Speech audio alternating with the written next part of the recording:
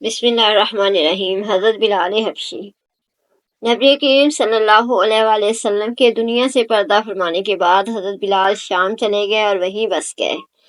ایک عرصے کے بعد خواب میں نبی پاک کی زیارت ہوئی اور فرمایا، بلال، ہم سے ملنا کیوں چھوڑ دیا؟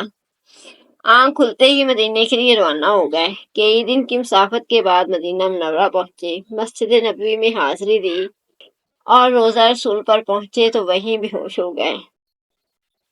اہل مدینہ نے فرمائش کی کہ ایک بار سرکار کے زمانے والی آذان سنا دے۔ آپ رضی اللہ عنہ نے معذرت کی کہ اب مجھ سے برداشت نہیں ہوگا۔ لوگوں نے حسنین کریمین سے کہلوایا، اب انکار ناممکن تھا۔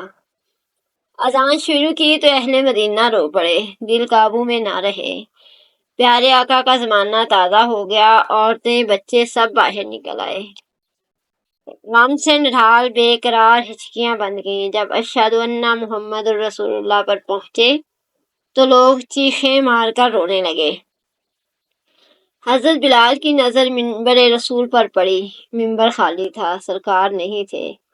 خالی منبر دیکھ کر بے ہوش ہو کر گر پڑے۔ اذان مکمل نہ کر سکے۔ ہوش میں آئے تو اٹھے اور روتے ہوئے شام کی طرف روانہ ہو گئے۔ اللہ سے دعا ہے کہ ہمیں بھی حضرت بلال حبشی جیسا عشق رسول صلی اللہ علیہ وسلم عطا فرمائے۔ آمین۔